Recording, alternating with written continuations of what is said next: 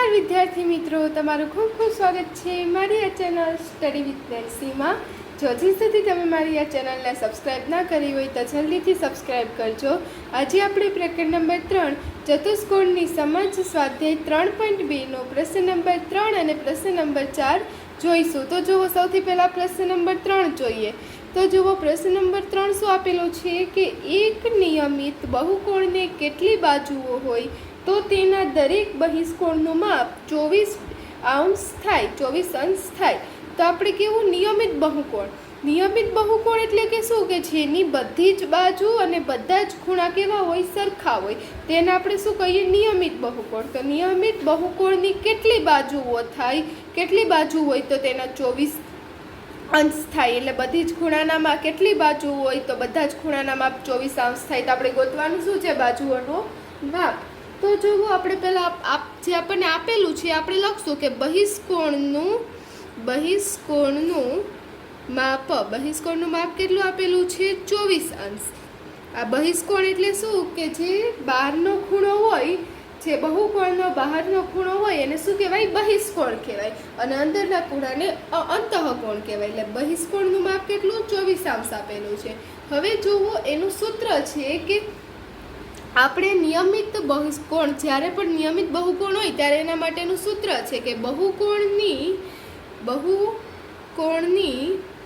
બાજુની સંખ્યા, બહુકોણની જે બાજુની સંખ્યા હોય ગુણ્યા આ બહિષ્કોણનું માપ, ગુણ્યા બહિષ્કોણનું માપ કેટલું થાય, 360 અંશ।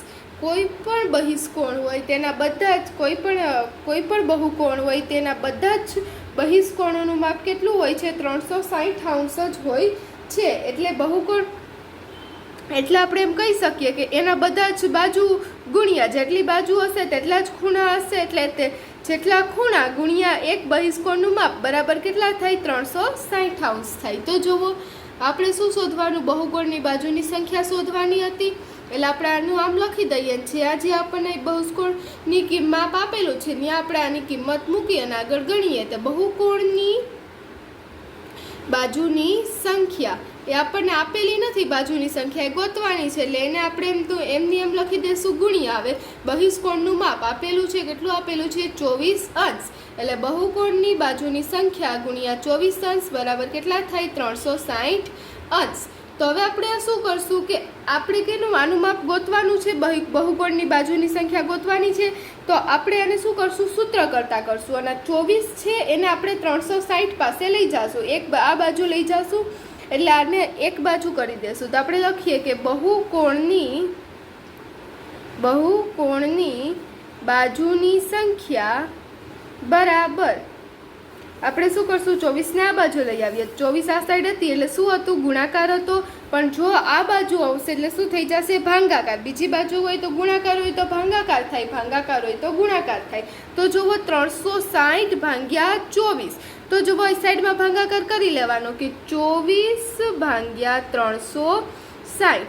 તો જુઓ 24 એકુ 24 થાય એટલે 24 દુ 48 થઈ જાય, મોટી આવી જાય એટલે 24 એકુ 24, 6 માંથી 4 જાય એટલે 2, 3 માંથી 2 જાય એટલે 1, હવે ઉપરથી આવ્યો 0, 24 पंचा 120 એટલે 120 માંથી 120 થશે એટલે 0 0, એટલે શું થયું, 15 ગુણ્યા 24 એટલે કેટલા થાય, 360 થાય। એટલે 360 કટ થઈ જશે, 24 કટ થઈ જશે બરાબર 15 અંશ। તો આપણે માટે લખશું, માટે બહુકોણની બાજુની સંખ્યા બરાબર કેટલી થશે, 15 અંશ થશે। તો આપણો જવાબ આવી ગયો, બાજુની સંખ્યા કેટલી થશે, 15 થશે। આપણે બહુકોણની બાજુની સંખ્યા આપણે જે ગોતવાની હતી તે આપણને મળી ગઈ, કેટલો આવશે જવાબ આપણો, 15 અંશ આવશે।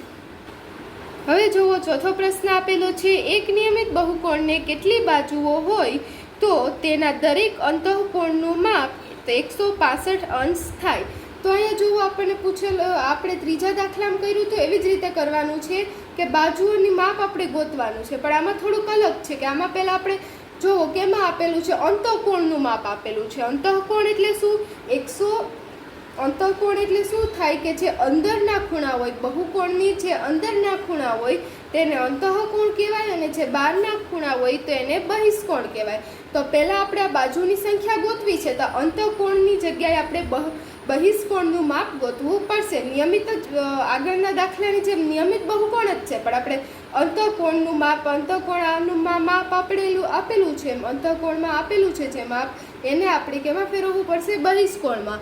તો એના માટે આપણે જુઓ, પહેલાં લખી લઈએ અંતઃકોણનું માપ. અંતઃકોણનું માપ કેટલું આપેલું છે? 165 અંશ. તો અંતઃકોણનું માપ બરાબર 165 અંશ. હવે જુઓ કે એના માટેનું હજી એક સૂત્ર છે કે આપણે અંતઃકોણ વત્તા જે બહિષ્કોણ છે બંનેનો સરવાળો કેટલો થાય? 180 થાય. નિયમિત બહુકોણમાં અંતઃકોણ અને બહિષ્કોણ હોય એ બંનેનો સરવાળો કેટલો થાય? 180 થાય. એટલે આપણે એમ લખી શકીએ અંતઃકોણ પ્લસ બહિષ્કોણ બરાબર કેટલા થાય? 180 અંશ થાય. તો અંતઃકોણ એમ કેટલું આપેલું છે? 165 અંશ આપેલું છે. બહિષ્કોણ આપણે શોધવું છે, એટલે બહિષ્કોણની જગ્યાએ બહિષ્કોણ જ લખશું. બરાબર કેટલા થાય? 180 અંશ થાય.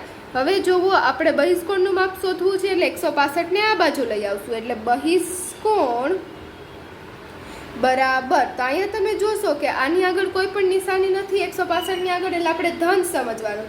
તો અહીંયા ધન છે, તો આ બાજુ 165 આવે તો શું થઈ જશે?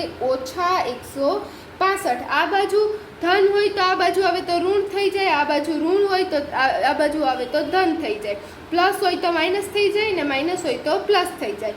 તો 180 અંશ ઓછા 165 અંશ. બહિષ્કોણનું માપ મળશે તો આપણે લખશું બહિષ્કોણ નું માપ બરાબર કેટલું થશે? હવે 180 માંથી 165 થાય તો કેટલા વધે? 15 અંશ. તો આપણે બહિષ્કોણનું માપ કેટલું મેળવ્યું? 15 અંશ. હવે જુઓ, આપણે આ શું મેળવું? બહિષ્કોણનું માપ મેળવું. હવે આપણે ત્રીજા દાખલામાં કેવી રીતે બહિષ્કોણના માપમાંથી આપણે આ બહુકોણની બાજુઓનું માપ ગોઈતું હતું, બહુકોણની બાજુઓની સંખ્યા ગોઈતી હતી, એવી જ રીતે આપણે પણ આમાં બહુકોણની બાજુઓની સંખ્યા ગોતશું.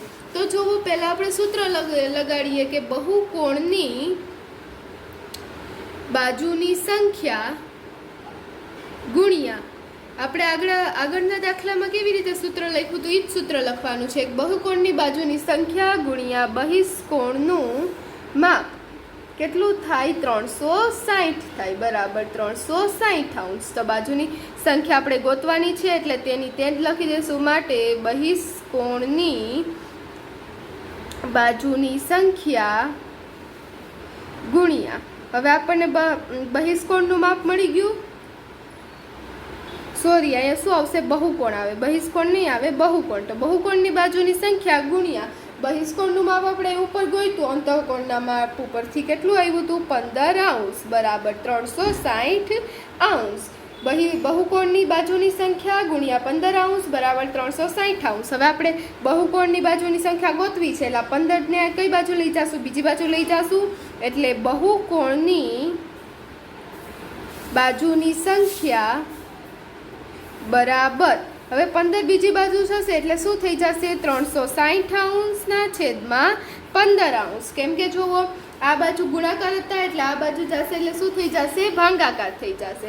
હવે આપણે ભાગાકાર કરીએ કે 15 ભાગ્યા 360. તમને સીધો આવડે તો તમે સીધો પણ આમ ભાગ ઉડાડીને કરી શકો છો. તમને ના આવડતો હોય તમે સાઈડમાં ભાગાકાર કરી શકો કે 15 ભાગ્યા 360. તો 15 1 15, 15 2 30, એટલે અહીંયા 36માંથી 30 થાય એટલે કેટલા વધે? 6 વધે, ઉપરથી આવ્યા 0. 15 ચોક 60 એટલે કેટલા આવશે? 24. એટલે 15 ગુણ્યા 24 કેટલા? 360 થાય એટલે 360 કટ થઈ જશે, 15 15 કટ થઈ જશે. માટે બહુકોણની બાજુની સંખ્યા કેટલી મળશે? આપણને 24 મળશે. એટલે બહુકોણની બાજુની સંખ્યા કેટલી હશે? 24 હશે. તો આ જોવો, આપણા ચોથા દાખલાનો પણ જવાબ આવી ગયો. તો અહીં આપણો દાખલા નંબર 3 અને દાખલા નંબર 4 પૂર્ણ થાય છે. જો તમને વિડીયો પસંદ આવ્યો હોય તો લાઈક શેર સબસ્ક્રાઈબ કરજો. તમે હજી સુધી તમે મારી આ ચેનલને સબસ્ક્રાઈબ ના કરી હોય તો જલ્દીથી સબસ્ક્રાઈબ કરજો, જેથી તમને મારા બધા જ વિડીયો સૌની પહેલાં મળી રહે. Thanks for watching.